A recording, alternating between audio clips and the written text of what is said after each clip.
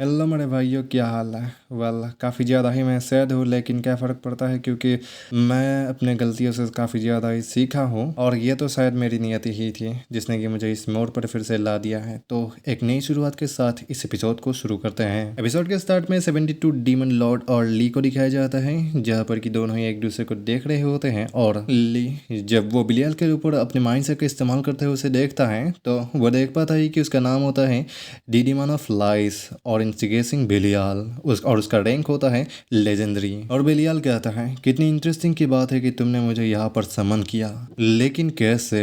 वो तुम ही हो जिसने कि मुझे यहाँ पर समन किया। और ली तो बेलियाल के प्रेजेंस को एहसास करने के साथ ही वो तो वहीं पर कांपने लग जाता है। और वो इस बात को सुन के और भी ज्यादा हैरान हो जाता है कि उसे समन करने वाला और कोई नहीं, ये ली ही होता है। और बेलियाल वो जोर जोर से हंसते हुए कहता है, तुम ही हर चीज के पीछे हो, तुम खिलौने इंसान। और ली तो उसके सामने झुक जाता है और वो घुटनों पर आते हुए कहता है, डियर ग्रेट डीमन लॉर्ड, आपका शुक्रिया कि आप यहाँ पर खुद आए, लेकिन आपका क्या ही मतलब था कि मैं ही हर चीज के पीछे हूँ। जिस पे बेलियाल कहता है, खिलौने इंसान, क्या तुम ही वो नहीं हो जिसने कि उस ब्लैक मेजस के सील में अपने माना को इम्ब्यूट किया था। और इसी वक्त हम देखते हैं कि सारा वो कांपते हुए वहीं पर उठने लग जाती है। और इसको देखते हुए ली अपने मन में कहता है, अब जब मैं इसके बारे में पहले सोचता हूँ तो अब मुझे ये सब कुछ समझ में आ रहा है। और इसके साथ ही पास की एक सीन को देखते हैं जहाँ पर कि सारा के माना खत्म हो रही होती है और उसके मुंह से खून भी निकल रही होती है। और ऐसा कुछ होते हुए देख के ताकि सारा फेल ना हो जाए अपनी इस सील को पूरा करने में, मतलब समन करने में, तो ली बहुत ही हड़बड़ी में आता है और उस मैजिक सील में अपना माना को इम्ब्यूट करने लग जाता है। और ऐसा कहते हुए वो अपने मन में कह रहा होता है कि मुझे पता नहीं कि ये काम करेगा या नहीं, लेकिन मैं अपने माना को जरूर दूंगा ताकि हम उस जिंगचांग के हाथों ना फंसे। और ली के माना इम्ब्यूट करने के साथ ही वो सील पूरे यानी वो समनिंग मैजिक पूरा हो गया था, लेकिन ली को इस बारे में पता नहीं था। और इसके साथ ही जब बेलियाल इसके बारे में उसे बताता है तो ली श्योर हो जाता है कि ये चीज करने वाला और कोई नहीं, ये ली खुद है। और इसके साथ ही बेलियाल कहता है, हाँ तुम्हारा माना वो मेरे माना से काफी ज्यादा ही कंपेटेबल है घिनौना इंसान। और तुम्हारा माना ये मुझे फेमिलियर सी फील हो रही है, क्या हम इससे पहले भी कभी मिल चुके हैं? जिसकी यह बात सुनकर ली को कुछ भी समझ नहीं आ रहा होता है कि उसने कब बिलियल से पहले मुलाकात की है। और बिलियल इसके बारे में सोचते हुए कहने लगता है, ये तो संभव ही नहीं है कि मैं तुम्हारे जैसे एक प्रीसियस कस्टमर को भूल सकता हूँ। मुझे ऐसा फील हो रहा है कि मैं पहले भी तुम्हारे जैसे एक सिमिलर सोल से समन हो चुका हूँ। हाँ, मुझे ऐसा लग रहा है कि ये सेम टाइम पीरियड में ही है। क्या ही फर्क पड़ता है, क्योंकि ये तो बस मेरी ही एक फीलिंग है। जैसे कि यह बात सुन के लिए वो अपने मन में कहता है, ये शायद मेरी पहले लाइफ के बारे में बात कर रहा है। मुझे लगता है कि ऐसा हो सकता है क्योंकि पिछली लाइफ में मैं खुद ही एक ब्लैक मैच था और इसे समन करने वाला वो मैं ही था, ना कि हान सोरा। और इसके साथ ही ली के सामने बिलियाल वो एक कॉन्ट्रैक्ट पेपर को कर देता है और जिसको कि देख के ली सच में ही काफी ज्यादा हैरान होता है। और उस कॉन्ट्रैक्ट पेपर में लिखा होता है कि हम देखते हैं डिडीमन ऑफ लाइस इंस्टिगेटिंग बिलियाल। ये कसम खाता हुआ कहता है कि ये अपने कॉन्ट्रैक्टर की हर एक रिक्वेस्ट को जो कि वो करेगा वो उसे फुलफिल करने में उसकी मदद करेगा। और उसकी कॉन्ट्रैक्टर होगी ली कियोंग और इसके साथ ही और दो, यानी वो देख सकते हैं वो अदम और कोई नहीं, ये होता है सारा और खयान। और इसके साथ ही बिलियल वो अपने आप को ट्रांसफॉर्म करने लग जाता है और वो ट्रांसफॉर्म होते हुए कहने लगता है, ये हमारे लिए काफ़ी ज़्यादा ही इम्पोर्टेंट है कि हम डीमंस को जितना हो सके उतने कॉन्ट्रैक्टर बनाना चाहिए और कॉन्ट्रैक्टर्स ही हम डीमंस के लिए कस्टमर्स हैं। और अब मुझे बताओ कि तुम्हें क्या चाहिए? और इसके साथ ही ली वो बिलियल के ह्यूमन फॉर्म को देखते हुए अपने मन में कहता है, क्या उसने ऐसा कैसे किया? मैं तो सोच रहा था कि उसकी पावर्स यहाँ पर सील हैं और वो अचानक से ही खुद को ऐसे ट्रांसफॉर्म कर लिया। क्या होगा अगर वो अचानक से ही हमारे ऊपर अटैक कर दे? और ये सभी बातें ली अपने मन में सोच रहा होता है, लेकिन बिलियल को इनकी बातें सभी समझ आ जाती है और वो कहता है, क्या सील? तुम्हारा मतलब ये जंजीरें? ऐसा कहता है वो अपने हाथ को बस एक छोटा सा झटका मारता है जिसपे कि हम देखते हैं कि वो जंजीरें वहीं पर टूट जाती है। और उस जंजीरों को टूटने के साथ ही बिलियाल कहता है, तुम फिक्र मत करो, हम डीमंस वो अपने कॉन्ट्रैक्टर्स के ऊपर कभी भी हाथ नहीं उठाते या उनको हार्म नहीं करते।